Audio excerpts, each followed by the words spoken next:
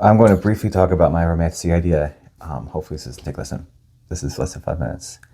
Okay, so my wife came to me with this idea, and instantly I was like, oh, antenna up. So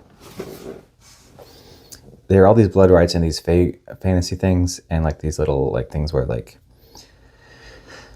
you have a lot of setup for like an event like under the mountain in Akatar. There was a lot of setup for that. And they never mention who does the setup and the teardown, right? So I'm thinking that someone has to do it, right? And they probably subcontracted that out to somebody. And this is a fantasy thing, so like obviously the person doing it has some magic or some aptitude or some salesmanship. It could be some human that came in and they're just like, hey, we need you to set up this death trap thing for so it can weed out the royal heirs, right? So right now I'm looking at a Romantasy series where the characters, their main job is to clean up from blood rights and that kind of thing. And I'm like, okay. So I'm looking at the Throne of Glass series, and I'm looking at some of the other ones. And I'm just like, okay, what do these blood rights look like? Because they arrive at these blood rights, and it's already set up. And like, oh, I have to find this token to become a Warhammer, right? So they arrive at this thing, and they don't have any context, but someone has obviously had to set this up. So who set this up, right? That's the story. How they set it up, and then how they clean it up. And I think that's interesting to me because fantasy doesn't really talk about this, but like, well, you have a thing where you have 50 warriors arrive and they have 25 medallions to find, and only 25 can be promoted to Warhammer, right? Like, somebody had to do something to set that up in advance, and then someone has to do the cleanup afterwards, right? Who is that person, and what are they doing, and then how are they getting this mission, right? Because like maybe the Lord is like, this is too unclean for me, so you have to do it. Man, it's gonna be a funny one. And like anything I write is gonna be a bit of a comedy.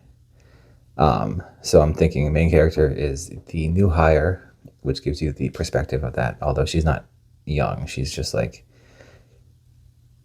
right now in my mind, she's a war refugee in her mid-30s, and then she got this job because she's a strong fae, although she's working for humans or with humans and the male interest. And then I'm like, okay, so now she's out there, she's stacking bodies. She's not killing them, she's just stacking them into the back of a cart so they can burn them all, right? And then maybe she finds one of the bodies and he's actually still alive, and she's like, oh shit, and she's got to hide him. And like that's might be the central conceit, because like all these romance stories, my wife's telling me, she's like, they have this thing where they have forced proximity. I'm like, okay, so if she has to hide him because otherwise, like, okay, imagine she wants to help people. I'm thinking that I don't want to make her a parent already, right? Because I think parenthood has been a theme recently. So I want a strong woman who's knows her worth, but like also like lost everything in the war, even if it didn't personally affect her, because maybe she was on vacation or something like that. I don't know. But I don't want it to just be like take away her agency. So like if she's like, okay, this is the best thing going, they're paying me a ridiculous amount of money to do something that no one else wants to do, and because I'm Faye, they respect me, right? Let's start with that, and that is the basis of the character, and that's like the inciting incident is going to be her doing her first day on the job. Like she's gonna have to travel out there in a boat, but like we'll start like where she's like I've already written like the written words where she started, or she's like, why are our cards numbered 3, 4, and 5, or like 4, 5, and 7 when we only have 3 cards, and the boss is gonna be like, we don't want them to think we have more than we have, and like so he'll be like posturing, and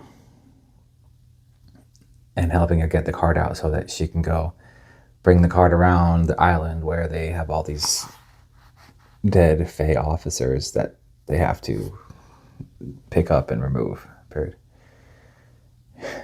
Man, I'm trying to think how much this costs. So like, I'm thinking it's a small team of 5 people, and like, she's gonna recruit one of the guys that should have died, and figure out a way to keep him, and then that'll be something that leads to their downfall, or that like brings them closer. We'll see. But that's my idea. So ideas are free. You may have my idea, take it and turn it into whatever you want.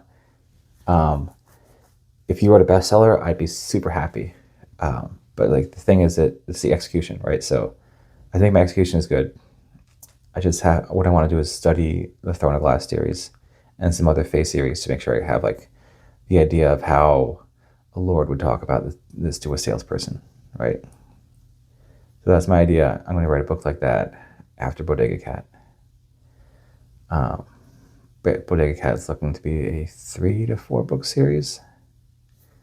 I think what I'm going to do is, I think so. It's very closely going to Apocalypse Parenting now, because I have the cards, and we're about to go into day 3, and that's when they're going to introduce a new mob or extra mobs or some complications, right? But this is going to happen after that. I am just doing some pre-planning, and what I do in pre-planning is I read books. I read books that I feel like would be similar, and get some ideas from that. So, God bless it, we just got the whole Throne of Glass series, so I'm going to be reading that. And maybe some other Fae series. So if you have a suggestion of what to read for this, drop it below. Feel free to steal my idea, because ideas are one thing, execution is everything. That's it.